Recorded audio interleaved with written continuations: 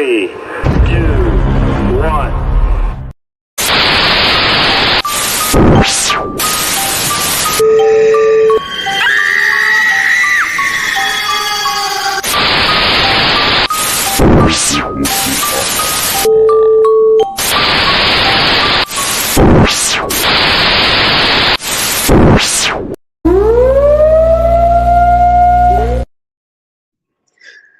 What's going on, everybody? Welcome back to another episode of Talking with the Source. You've got me tonight, unfortunately. AJ has well, he said he's not feeling well, but I reckon he's got a medical emergency. He's either fractured a nasal hair or he has sprained an eyebrow. One of the two. I'm not sure which one it is, but he should be back for next week's show. But I just want to give a quick shout out to the Global Ghost Hunt. We are coming back. We've had a successful one in May there. We are coming back in October. Go to www.globalghosthunt.com. See all the details on there. Get everything you need on there. Sign up. Get your team signed up. Get your location. Get everything ready. And it will be an absolute blast like it was there. So there's that. I can't think of anything else at the minute I have to shout out, really. Yeah, Talking with the Source. Yeah, but anyway, a guest tonight is absolutely fantastic lady. Fantastic. She has upwards of, I'm sure she'll correct me if I'm wrong, 27 books she's written, paranormal stories and stuff like that. So without any more interruptions, not that we've had any, but we will bring her on. So it is welcome to Shani Struthers. Hello. Hi there. Hi there. Oh, it's Shani, by the way. Everyone says Shani, but it is Shani. Shani Struthers. Yeah. Sorry about that. Well, was it right? And it was right in the 27 mark for the books, or? Yeah, it is around the 27 mark. Although I'm actually working on my 28th right now and finishing that up. But yeah. I mean, actually available to buy at 27. Yeah. There you go. You have it now. Breaking news. There's a 28th one on the way. So I'm going to start with the usual question we ask everybody. What got you into the paranormal and interested in the paranormal? Okay, well, my mum got me into the paranormal. She was very much into, should we say, the spiritual, and made a lifetime study of it, examining all aspects of the spiritual, good, the bad, and the ugly, as we know. And of course, she imparted a lot of knowledge towards me, so I became very interested in it from a young age. Plus, I have had some paranormal experiences of my own, especially as a child. You can elaborate now if you want. Well, I suppose one of the tales I have to tell. I was 5. I was in Cornwall on the beach. Lovely. And I love Cornwall. We spoke about this beforehand. And I wandered off. And as you know, on the beaches in Cornwall, the tide comes rushing extremely quickly, and I got cut off from everyone. And I was on a rock. I'd climbed up on a rock because the sea was just coming in so quickly, and I knew I was going to die, basically drown. And I remember I was panicking, but I remember looking out to sea and thinking, oh my God, I'm going to drown. What the hell is that going to be like? And I was panicking. And then suddenly there were these 2 people sitting with me, an older man, an older woman. And I remember the woman more. She was dressed in like a tweed suit with a pearl necklace. So strange clothes for the beach. And what the hell? And they said, look, whatever happens, we want you to know 2 things. You won't be alone and it won't hurt. Okay? We're with you. And I remember then I looked back out to sea as it was all rushing in. I just thought, it will be okay. Whatever happens, it will be okay. And I sort of made my peace. Even though I was just 5, I sort of made my peace with the fact that I was going to drown and I wasn't frightened anymore. But the upshot is I got rescued. the lifeboat came round, located me, and I got rescued. And it was only years later when I said to my mum, I said, why did they not rescue the other 2 people that were on the rock with me? Why was it just me? She said, there wasn't anyone with you. So, but there was, as we know. But you know, and just various experiences like that, really. But more as a child, strange enough. Well, maybe not strangely, because I think as a child, you're very open. You know, your third eye is open, as it were, to the paranormal. As you get older, other things take over, and you become more grounded in the material world, I suppose. A lot of things always seem to happen, and you know, us hosts, how we get into it, and then you ask a lot of guests and stuff how they get into it. It always seems to be the same thing. You know, that always seems to start, you know, in childhood and progress from there. You know, but then they always say that kids are more susceptible. Well, I think we're just more open as children. We're more open to it. We're, you know, the shutters haven't come down fully. You know. Yeah. We've come, you know, we're born, so we've come from the other side, sort of, so we're closer to that side than we are to, you know, to this side going through life. But as Absolutely. I say, you know, as you get older, it's just, you know, you're bombarded with so much schoolwork, you know, friends and all that kind of politics that goes with that, and you become more entrenched, I think, in the material world. Possibly going back to it when you're a bit older and you've got past a certain stage. Yeah, definitely. Some people remain with it all their lives. I mean, I came away from it for a while, and then I went back to it. You know. Yeah. But there's nothing wrong with living you know, we are in a material existence. Nothing wrong with living a material existence. You know. Some of us are more open. I was wanting to ask you, well, first of all, I'll say hello to Ward van de Plas and also to Charles Rudd. How are you doing? I was wanting to ask you, there's 2 questions in one, really. The first, obviously, it was, how did you get into writing about the paranormal? And also your books that you've written, you know, are they all about true stories, or is some of them just like just paranormal stories in general that you've written about?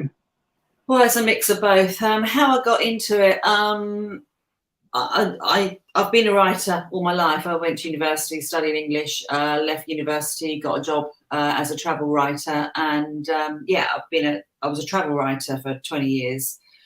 But I always wanted to write about the paranormal, especially the more that I got to know about it. You know, I wanted to write about it, and so I did. You know, throughout the years, so I started writing when I was 40, and you know, during that time, you pick up a lot of what people say about the paranormal and the tales that they have to tell, and also studying the work of some occultists as well, etc. The kind of stuff that they discovered during the courses of their lives about the spiritual, and so that all goes into the books. So the first book I wrote was this one, which is Psychic Surveys, Book 1, The Haunting of Highdown Hall, and that's part of, so far, is it 8 or 9? 9-book series. And Psychic Surveys was actually a business idea. My husband is a structural engineer, does house surveys, and he went to one where the people that were going to buy it said, and the people that were indeed selling it were like, "What? There's something wrong with this house, and I wish that we could find out what and clear it before these new people buy it." And they were quite open with the new people, and they said, "Well, we'll do some research and what have you." And Rob said he'd go away and do some research as well.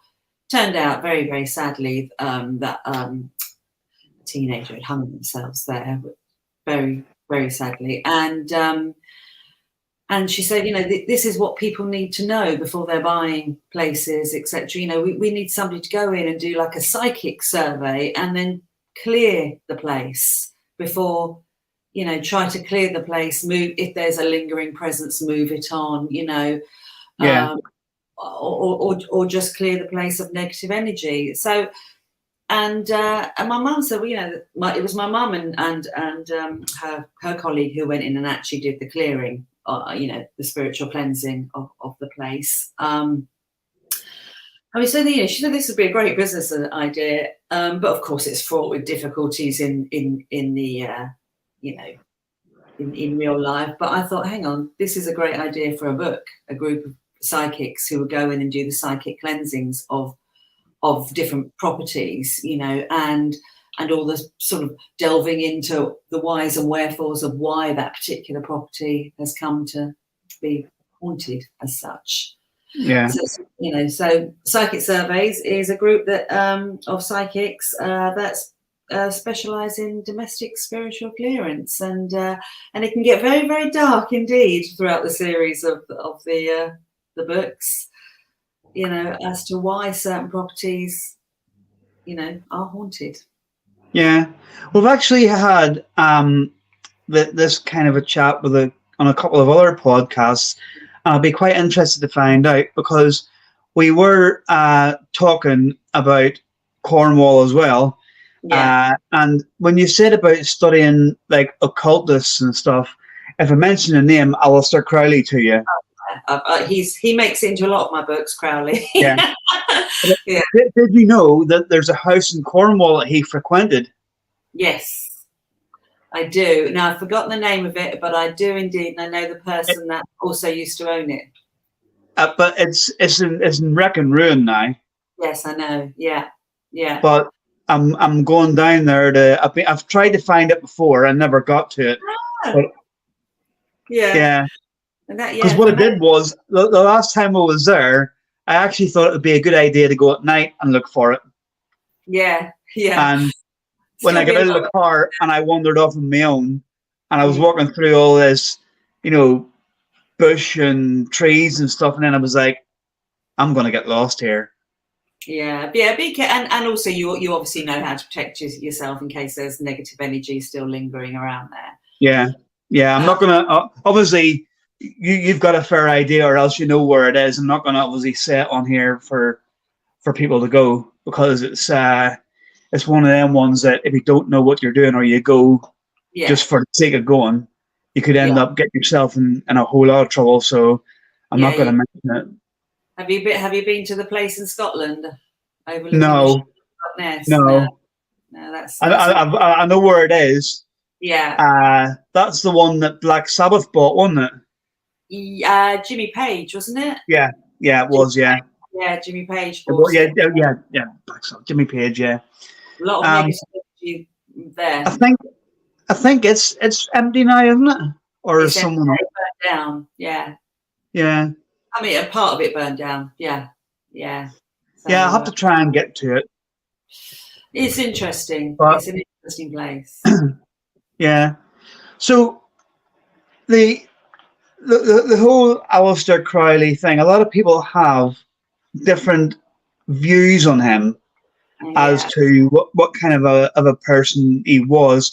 A lot of people will tell you that he was the most evil man in the world, and then other people will tell you, well, no, he wasn't. He was just like looking into scientific aspects of it and was good at his job, so there.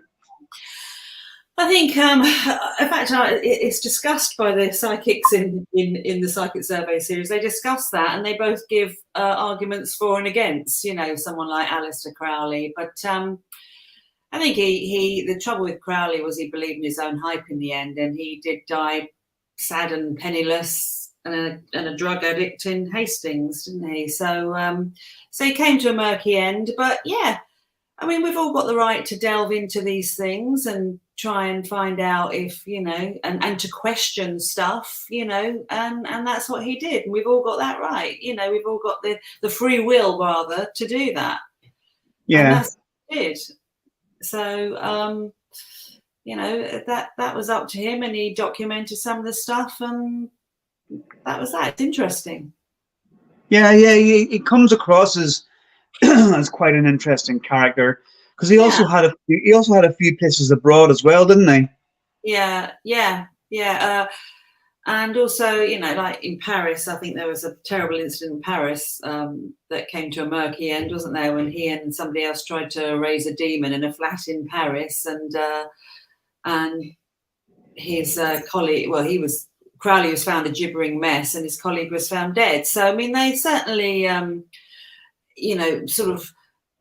There's so much that we don't know about this material world that we live in, you know, and I think you have to be so careful about how far you go, and if you do go a certain, you know, if you do go quite far, be prepared for what you might unearth. And and even, you know, Crowley, you know, as he was a man who did take it to the limits, but wasn't always quite prepared for what he, you know, unearthed, I think. It can be a very concerning thing for the likes of us people when you know that there's people out there who will, like, how can I put it? They'll just think to themselves, we need something to do here. I know what we'll do. We'll go and try and hunt ghosts. And it's like, you know, you walk into these places, you're not protecting yourself. You're not, you know, you're not reading up on these places. You're not reading up on how to protect yourself, what to do. You know what I mean? And it's quite concerning, really, that, you know, we go places and I've been hit, I've been pushed, I've had things thrown at me. You know what I mean? But I know how to deal with that. Yeah. And you've got to know how to deal with it if you want to, you know, go that far. You know, a lot of see, I don't like the word horror. I don't write horror books. I write supernatural suspense or paranormal thrillers, whatever you call it. But unfortunately, my books have to go into the category of horror on places like Amazon, etc. Because basically they think, oh, it's got a ghost in it, it has to be horror. It's not horror. I don't write horror. My books, I'm different in the way I deliver the stories. It's not gratuitous. Like, my books are very, very human, but we deal with the spiritual side of life. But actually, it's incredibly human. And I don't like horror because for me, horror is just gratuitous. It can be ignorant. I don't like the word ghost hunt. I don't ever go hunting for ghosts. You know, why would you go hunting for them? And you know, I'm very careful in my books not to, and in my views, not to treat this subject gratuitously, but with great respect. And I've also pulled back when I've gone down too dark an avenue, because I have been I mean, if you can see my desk here, it's covered in protective crystals. There are crystals all over me. There's protection all over. Because I do open, you know, and I've spoken to I don't consider myself psychic, but I've spoken to people who are psychic. You know, I am opening myself by writing about the psychic world to negative energy, because I'm writing about negative energy, and there are things that have happened. I've really got to pull the you know, shutters down and be protected. And draw back. You know. Absolutely. And I'm not going to go that far just to thrill a reader. I'm going to. I believe in what I'm doing. I believe in the spiritual world, and I treat it completely with respect in my stories, and that is really important to me. Yeah, I'm just gonna 1 second to see if I can find.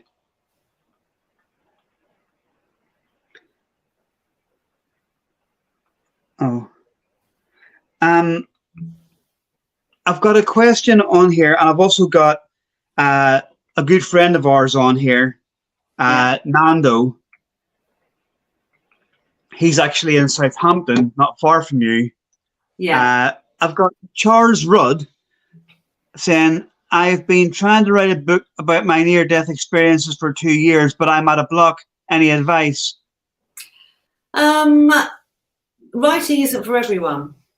It really isn't. But and a book is a huge undertaking. A book, you know, is typically 80 to 90,000 words. So it's a huge undertaking. So perhaps don't think of it in terms of a book. think initially as you're writing down your near-death experiences, or as a short story. Maybe break it down to about 5,000 words at first and see what you have on the paper. And if you feel comfortable with that, you can extend it a bit or whatever. But a book is a huge undertaking, especially if you've not written one before. So you could start in increments rather than going the whole hog. I mean, I wrote for 20 years before I wrote a book. In the holiday industry, admitted, but I wrote for 20 years before I wrote a book. Yeah. So maybe absolutely. I mean, any advice from someone like yourself, for people who out there who are wanting to do that kind of thing, it's any advice is welcome like that. Nando, if you're still watching, I have sent you a message. If you want to jump on for a bit, you can. I've sent you the link as well. So when you're writing your books, do you just sort of like the ideas come to you and you think, right, I'm going to start writing, or do you sort of write sort of pointers down here and there and then start when you've got a lot of ideas down? Sometimes a book will require a lot of research beforehand, and I'll write, say, 30 pages of research, which I can dip and delve into. Other times, I've just got a basic idea, say a start point and an end point, and I just sit down and start writing it. And I'll let the characters dictate how I get from A to B, as it were. But, the book I'm working on at the moment, which is a ghost story set in an apartment in Rome, and is to do also with, it's set in modern times, but it's also set during World War II. There's a huge amount of research to do for something like that. So that's got, as I say, about 30 to 40 pages of research in Rome during World War II and everything that took place there. So I couldn't start that book without having got the basis of research. But some books don't need that amount of research in. They only need a far smaller amount, or I will research as I go. For instance, in another book called Rise to Me, which is a second book in the Psychic Surveys series, there's a lot done about tulpas, sort of spiritual entities that you create by thought. So, so I didn't know I was going to really put that in, but I did put it in. So I researched en route whilst writing that book, and especially the work of Alexander David Neal, who she was a woman, Tibetan. She wasn't Tibetan, but she sort of lived as a Tibetan monk for a while, who actually brought into being her own tulpa and did a hell of a lot of work and research on this and work, and then had trouble getting rid of it once she brought it into being. Manifestation, etc. So and she wrote a lot about that. So I would research that en route, because I didn't know I was actually going to put that in, but it was actually relevant to the plot, if you see what I mean. So it depends. I mean, after 27 books, you take it as it's still a ride, and you still don't know which way you're going to come at it from sometimes. It's fantastic though to hear someone like yourself that has, after 27 books, that still has the I'm going to write more. You know what I mean? Because you get people that they'll do certain things, and they'll for instance, writing books. Yeah. I would find that extremely hard. I'd love to write a book myself about experiences and things that I've had, but I would just find that so. It's not for everyone, honestly. I mean, people always say to me, "I'd love to write a book," but honestly, sit down and try it. It's not for everyone. It's. I think it requires, and I have got a huge amount of discipline, but also tunnel vision. When you write that book, you have to completely switch off from the world that you're living in and go into this world. And it's probably, you've got to just completely go down that road and immerse yourself. And you've got to keep. It's really difficult because you've got to keep switching, between that world and then your real life, and the two can get quite confused at times, don't you? Do you not find it hard though, if you're writing a book, like this is where I'd have problems, is where I'd I'd started off okay, Mm. and I'd already have the end in mind.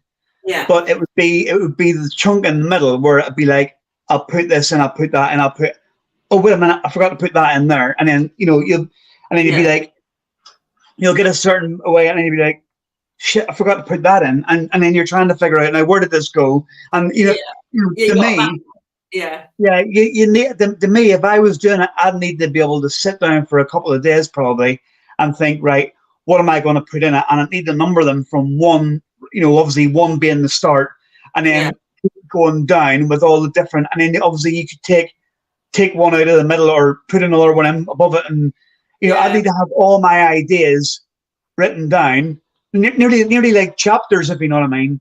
I need to have them all written down, and then think, right, once I have that, then I know where I'm going. But you see, that's what some authors do. I mean, they say there's two camps. There's the planners, which you're talking about, and there's people like me who are the pantsers, who fly literally by the seat of our pants, and we just sit down with a vague idea and just, okay, take me. You just open the floodgates and you trust in the muse and you just go, and the characters will take. And it's I prefer that approach for me, because for me, if the characters are surprising me with what they're doing, because I didn't think that would happen, but okay, let's go with it, then it's going to surprise the reader as well. Whereas I think planning takes away that element of surprise. But people work differently, people, whatever gets the story told.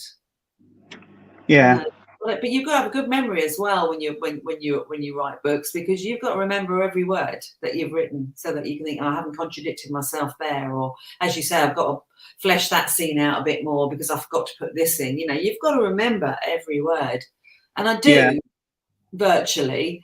And then as soon as a book's out, that book's gone, and I'm on to the next one, and I'm remembering every word and every scene in that one instead.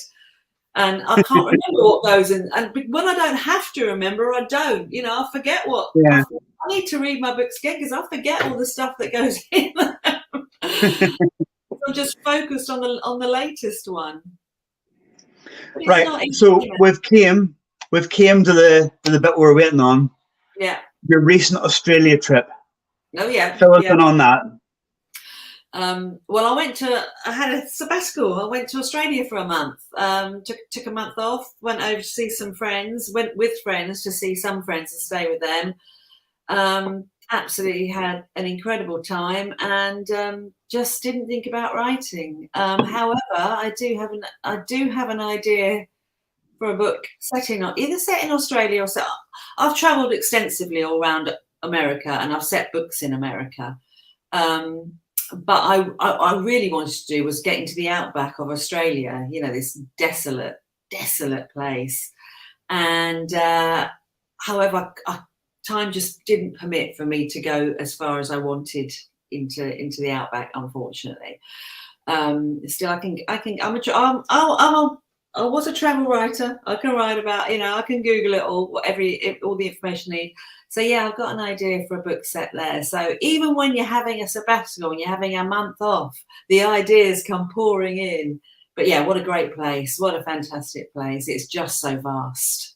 So are you now telling us that you're working on number 28 and you've got an idea for number 29? I've got an idea for number 29, number 30, and number 31. And then I've got an idea for a trilogy, which will have to start around the beginning of, about towards the middle to end of next year. The ideas don't stop. Once you set yourself on a certain path, something happens, I think, and in terms of writing, it took me 20 years to get out of travel writing and into novel writing. Okay. And once I started, and once I opened the floodgates, it's like you can't force it back shut again. It's the ideas are just keep on coming. They just back up and up and up, and I just wish I could write faster.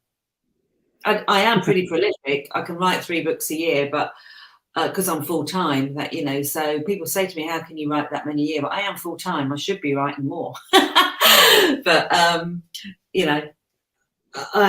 the ideas just back up. Yeah, I've got tons of ideas. I'm juggling loads of series. I've got the psychic survey series. I've got Reach for the Dead. I've got This Haunted World, you know, and I've got to sort of add to those. And also getting known for my Christmas ghost stories. So I've got to produce one of those every year as well now, because that's become a bit of a tradition. Yeah. So do you go out investigating at all when you're here or when you're away anywhere? Do you go doing like investigations with other teams or?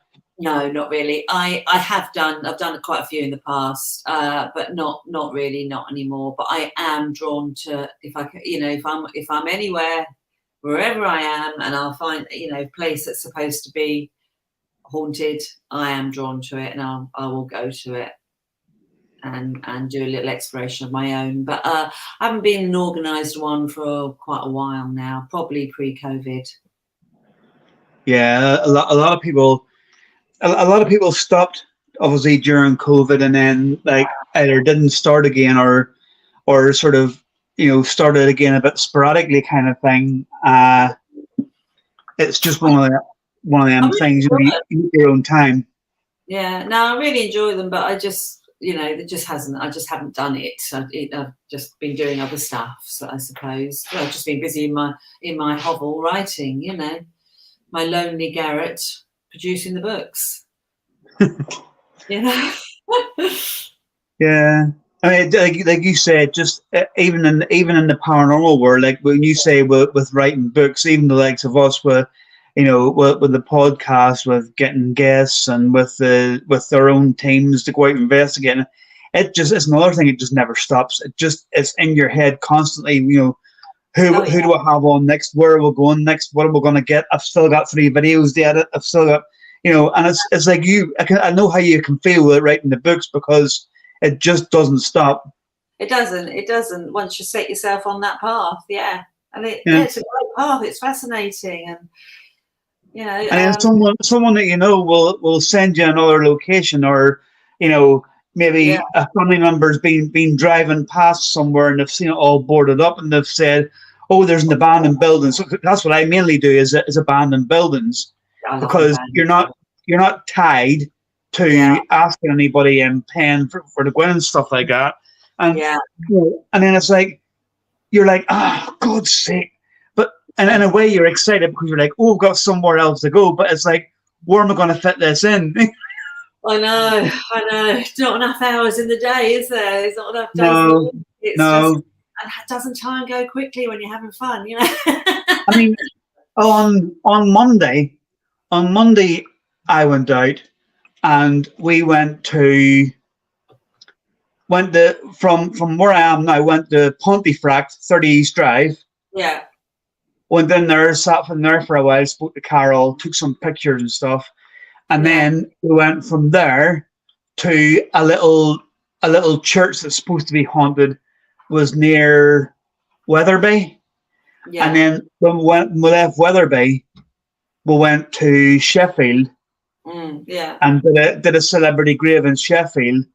And then we came home. So it was like, it just doesn't stop. And then you've got 3 videos there that you need to edit. You've got photographs that you need to go through.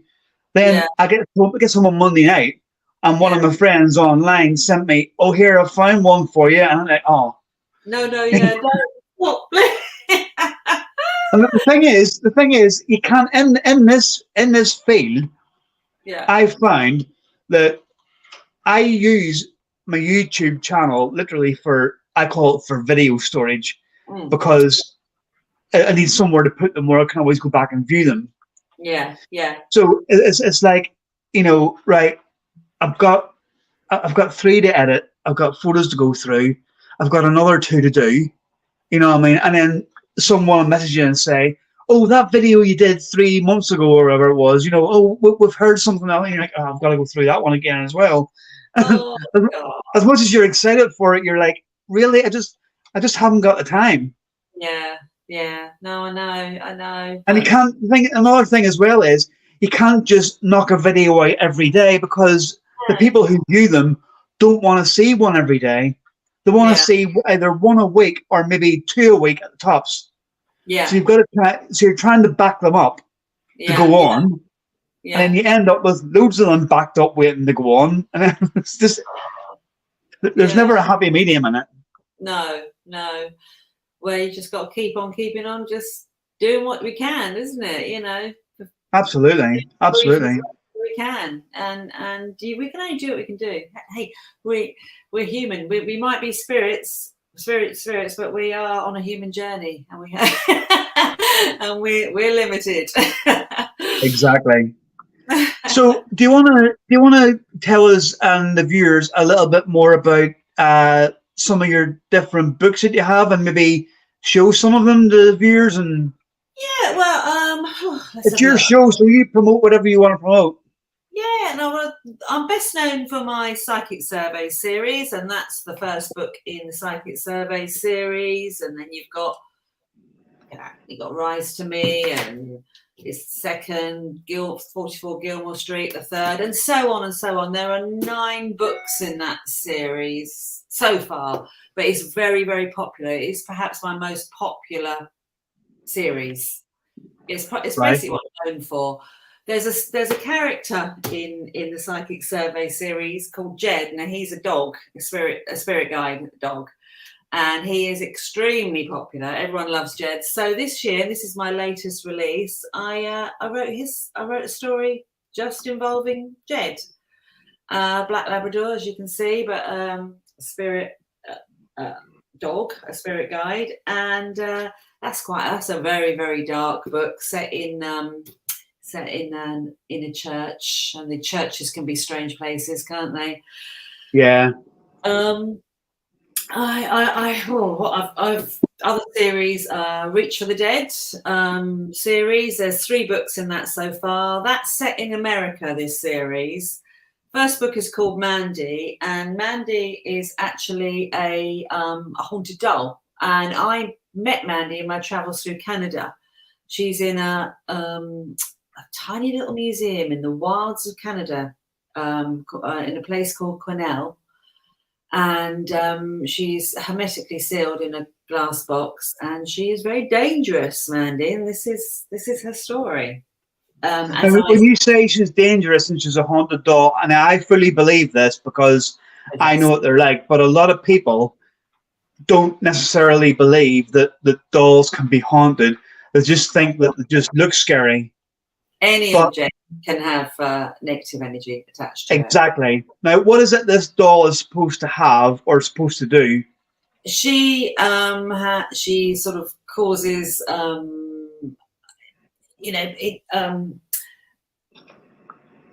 she causes negative emotions in staff members, causes them to feel, I think, something of what's attached to her. When they've left her out, they've gone in the next day, and things around her have been flung to the floor, and ruined or broken and smashed. So there's something negative attached to her. Yeah, makes people feel very uneasy, and as I say, emotional in a negative sense. So they